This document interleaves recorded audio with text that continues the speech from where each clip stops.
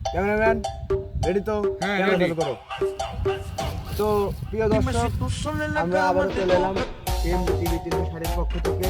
আজ আপনাদের দেখাবো যে কৃষকেরা চাষবাস করে কিভাবে জীবনযাপন করছে এবং তাদের মনের অনুভূতিটা কি। তো বেশি দেরি করব না, আমরা সরাসরি চলে যাব। সামনে এক ভাই বসে আছে, তো ওনার কাছে যেয়ে আমরা শুনবো যে এই চাষবাস করে তার মনের অনুভূতিটা কি। চলো মি। তো আমরা চলে এসেছি এক মাঠে, দেখা যাক সামনে। প্রিয় দর্শক, আমরা দেরি করব না, আমরা সরাসরি চলে যাব তার কাছে।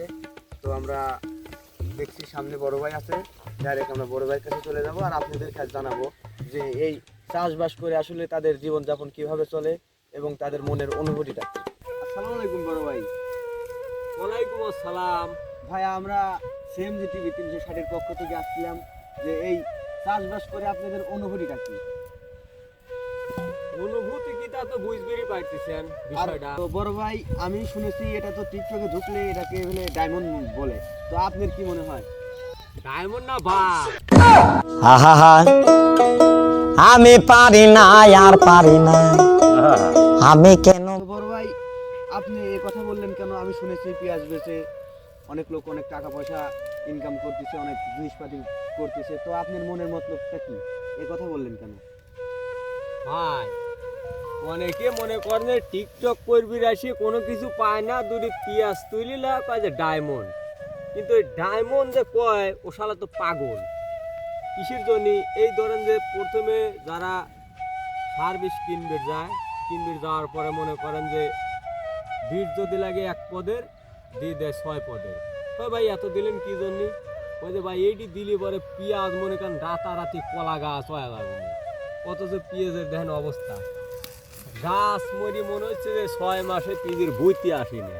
আর এই পেঁয়াজ মনে করেন যে 8 লিজা বস্তায় থোয়ার পরে ব্যাপারী কাজ দিয়ে ভাই আমার পেঁয়াজ কেটে দেখেন এদের হাত দিয়ে, তো ভাই চলে না। এটি ভালো নয়। আমি মাথা কিনতেছি, তে মনে করেন যে কৃষকের তো কোনো মূল্যায়নই করে না। আর বেশি ওখানে গেলি পরেও কষিয়ে দাম ধরতেছে, চাষের জায়গায় এসেও কষিয়ে দাম ধরতেছে। 1 মণ বেসন কিনছি 10,000 টাকা, আর এখন 8 গেলি পরে কয় যে ভাই এটা চলেই নে। আচ্ছা যাই বস্তা খান বাঁধেন 1200 করে ফেলা দেবেন। তাহলে চিন্তা করেন বাড়িতে আসি যদি গেদার মার কই যে 1200 করে পিস বেশি সব বনাসিয়া।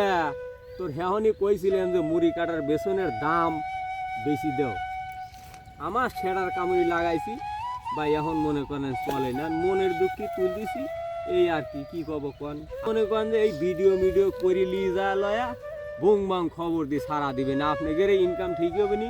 কিন্তু কৃষকের যে মাথায় বাড়ি এই জিনিসটি কেউ ধরে না। আপনারা মিডিয়াওয়ালারা আপনাদের অনেক বড় বড় জায়গায় হাত আছে, আপনারা বড় বড় জায়গায় জানান যে এরকম কৃষকের সব জিনিসের দাম, কিন্তু পেঁয়াজের দাম নাই, কিন্তু সার বিষ সব কিছুর দাম আপনি জিনিসগুলো তুলি ধরেন না কৃষির জন্য। আপনারা খালি সাধারণ জনগণের কাছে একটু ভিডিও করিল ভিউ কামাই করে খাচ্ছেন, এর তো আপনাদের ব্যবসা। তো ভাই, আপনি তো কথা খারাপ বলেন না, এই সব ঠিক কথাই বলছেন, কিন্তু দেখেন আমাদের তো এখানে কিছু করার নাই।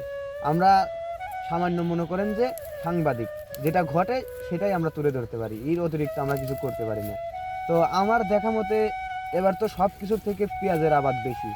তো এই হিসেবে আপনার কি মনে হয় পেঁয়াজের বাজার এবার কেমন হবে? ভাই এটা মনে করেন যে কৃষক হলে আমরা ছেঁচা বোসা, মানে নামই দিছে কৃষক, অথচ এই কৃষক যে কত কষ্ট করিলা ফসল ফলায়া আমরা সাপ্লাই দেই, এই জিনিসটা যারা বড় বড় চাকরি করে তারা আমার এই কষ্টটা বোঝে না। এই জন্য বোঝে না, মনে করেন যে নাম দিছে কৃষক। কৃষক তো কৃষকই, মনে করেন আমরা হলি গাদা। গাদা যদি না হবি প্রত্যেক বাড়ি মনে করেন শোনা যায় দাম বাড়বি, অথচ পাশের দেশকে নিয়ে এসে গাদি করে ফেলাচ্ছে, আর আমার এগুলোর কোনো মূল্যায়নই করে না। কেউ যদি অল্প দামে পায় ঠিক আর বেশি দামে কেনার চেষ্টা করে না না না, আপনার কথা ঠিক করে না। সে মনে করেন যে আমরা এখন কৃষক মানুষ, আমার এছাড়া তো আর কোনো কিছু করার নাই। তবে আপনারা মিডিয়ারা ভালো ভালো, আমি দেখছি আমরা অনেক মিডিয়াতে দেখছি যে এটা করুণ দৃশ্যলি তারা ওইটি বাধা দেওয়ার চেষ্টা করে, সাহায্য না করে ওনারা খালি ছবি তোলে, তার মানে ব্যবসায়ী হলে এই যে ভাই আপনারা যদি ইচ্ছা করেন আপনারা বড় বড় জায়গায় তুলি ধরলে পারে কৃষকের মনে করেন যে একটু শান্তি পায়। আর আমরা বলি মনে করেন কৃষক আমার কথা তো মনে করেন ঘরের ওই পাশেও যায় না, আর আপনারা এবার বড় বড় জায়গায় হাত আছে, আপনারা যদি এই জিনিসটা তুলে ধরেন তাহলে বড় বড় জায়গায় সে মনে করেন জানবি, কৃষকের মনের কষ্টটা বুঝবি। এছাড়া ভাই আমার আর কিছু করার নেই, আর এইটি আমার শেষ কথা। আপনি কথাগুলো ঠিকই বলেছেন। তো তারপরেও আমরা চেষ্টা করব। আমরা তো মনে করেন যে বেতনের সাধারণ কর্মজীবী আর কি, আমরা সাংবাদিক। তো ভিডিওটা আমরা তুলে ধরবো, চেষ্টা করব যে কতদূর কি করা যায়। তো আজকে কৃষক ভাইয়ের থেকে যা বোঝা গেল, এবার চাষবাস করে তাদের মনের অবস্থা খুবই খারাপ, বাজার পেঁয়াজের বাজার বেশি একটা ভালো না। তো আজকের ভিডিও এই পর্যন্তই, আমরা কাল আসবো আবার নতুন আর একটি ভিডিও নিয়ে।